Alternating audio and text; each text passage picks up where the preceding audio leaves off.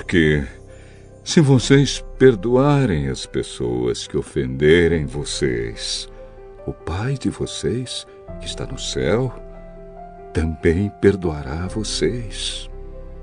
Mas se não perdoarem essas pessoas, o Pai de vocês também não perdoará as ofensas de vocês.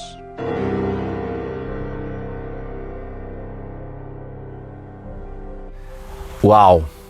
Olha que coisa difícil para se ler. Será? Olha, queridos, nós gostaríamos de começar este ano com uma primeira e necessária proposta para o nosso primeiro encontro. A de fazer uma asepsia do coração, com uma purificação das mãos em Cristo. A exemplo do que acontecia lá no tabernáculo, quando os sacerdotes, para entrar no lugar santo, tinham que passar pela bacia com água, que era tipo de Cristo e a sua palavra. Vamos, portanto, fazer primeiramente uma asepsia da alma, como um primeiro ato de quem acorda, levanta, lava as mãos e lava o rosto para começar um bom dia. Em meados do século XIX, houve um médico húngaro, Ignaz Semmelweis, que foi pioneiro em falar sobre a necessidade dos médicos lavarem as mãos no trato com parturientes que morriam aos milhares nos hospitais de febre puerperal. Um simples ato resolveu o problema de infecção de germes e contágios mortais nos hospitais daqueles dias. Hoje em dia, isso é feito constantemente em atos de cirurgia, em tratos com enfermos nos hospitais, para evitar contaminações e diminuir infecções hospitalares. Olha, manos, não tem nada mais primitivo, mais instintivo no ser humano do que se vingar, do que se defender obstinadamente, às vezes até atacando para se defender. E autodefesa é perdão não ofertado, ainda que em silêncio. Fica a defesa como uma espécie de mágoa educada. Mas, meu Senhor, se eu perdoar, eu serei perdoado? Mas se não perdoar, eu também não receberei perdão? Esse medo terrível faz as pessoas dizerem rapidamente, mas eu já perdoei, mesmo não sendo verdade, não é? Mas a pergunta extremamente necessária à luz desse texto tão contundente é: eu perdoo para ser perdoado ou porque eu fui perdoado, eu perdoo? Olha que dilema interessante da alma, queridos. Enquanto a gente não perdoa quem nos feriu, quem nos ofendeu, a ofensa fica existindo como trauma em nós. E aí os germes, as bactérias espirituais ficam lá ameaçando a nossa saúde. Quem não aprendeu a perdoar é porque não conseguiu compreender de verdade o perdão de Deus para si. Não vive esse perdão, não sente que foi perdoado e por isso não se perdoa também. É um ciclo vicioso do condenado, arrastando correntes, preso na sua própria masmorra, dentro do coração chaveado. Qual é o resultado disso? É viver contaminado, ficar infeliz, enfeiando até o rosto com sorrisos amarelos e sem a graça de Deus. Sorriso sem perdão é carranca maquiada, por mais que disfarce, e só engana o enganador. A única cura possível é perdoar os outros e se sentir perdoado pela instância maior, que é os olhos do Senhor, que sempre vê, lá dentro. Porque eu não me basto para me auto-perdoar. Eu preciso de um perdão superior para me sentir perdoado, inclusive por mim mesmo. É precisamente isso que ocorre dentro de um rancoroso, de uma pessoa ressentida. Ele está sempre no limbo existencial de si mesmo, porque não se sente livre e perdoado nunca.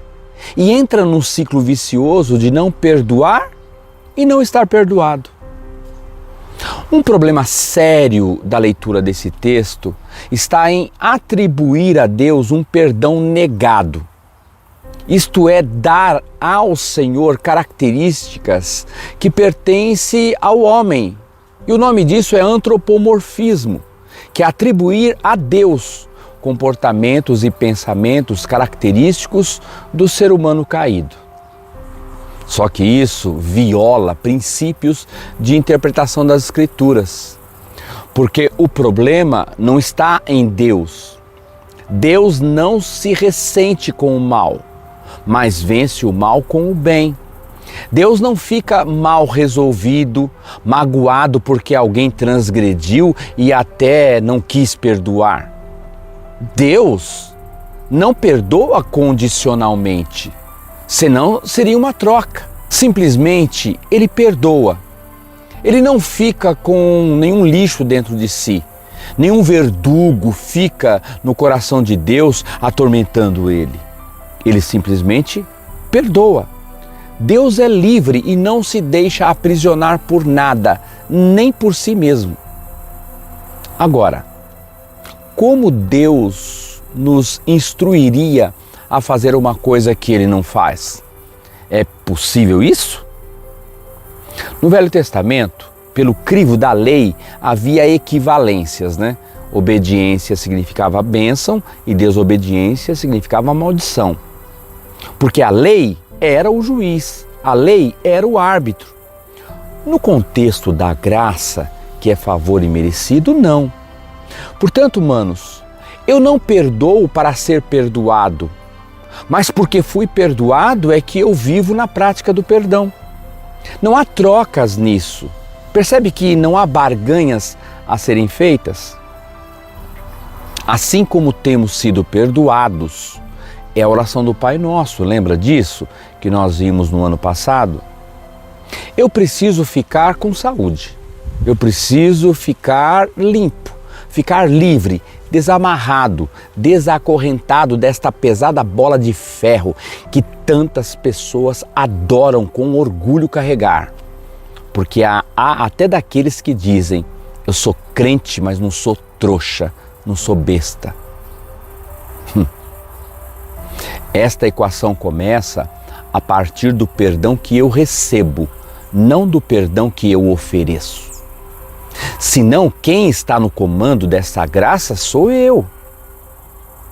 Se as coisas fossem assim. Aí, eu que ia dirigir tudo, inclusive Deus. Nesse caso, eu passo a ser senhor, inclusive de Deus, que fica preso com o seu perdão, refém da criatura que perdoa ou que não perdoa. Deus é livre e não guarda dentro de si enfermidade por falta de perdão dos outros. Perdão é uma decisão de fé. Assim como a gente recebe perdão de Deus, também pela fé. E Deus perdoa também pela fé. Peraí, mas Deus tem fé? Sim, tudo que Ele faz é pela fé. Quem não perdoa, a primeira coisa que a pessoa sacrifica em sua própria vida é a fé. Porque quem crê que Jesus pagou todos os nossos pecados, nos perdoando na cruz, quando disse está pago, perdoando todos os nossos pecados, anda sob o efeito diário desse perdão, poxa. E é por isso que ele vive perdoando e vive, consequentemente, vida perdoada. Olha que saúde, manos. Olha que paz a gente alcança quando entende isso. Perdão é a asepsia da alma, é a faxina da mente, é a alforria do coração, que é a liberdade do que era escravo antes. Ah, mas isso é muito difícil. Ué, é mesmo, horas. A grandeza e a complexidade é enorme. Perdoar é trocar a mágoa pela compreensão, a acusação pela indulgência, que é a absolvição do outro. É ofertar amor em meio ao ódio. E perdoar é também transferir para o ofensor a responsabilidade sobre a ofensa. É quando eu digo, não está mais comigo nada disso. Eu não carrego mais essa mala. No perdão, não cabe merecimento, porque senão não seria perdão, seria justiça ou justiçamento. O perdoado, por definição, precisa entender que não merece o que recebeu, mesmo sendo culpado. E Deus não inocenta o culpado, Ele absolve, livra o outro da condenação, mas não inocenta. Naum, versículo 3, diz: o Senhor é tardio em irar-se, mas grande em poder, e ao culpado não tem por inocente. É por isso que o perdão é considerado pela maioria dos exegetas como sendo maior que todo justiçamento.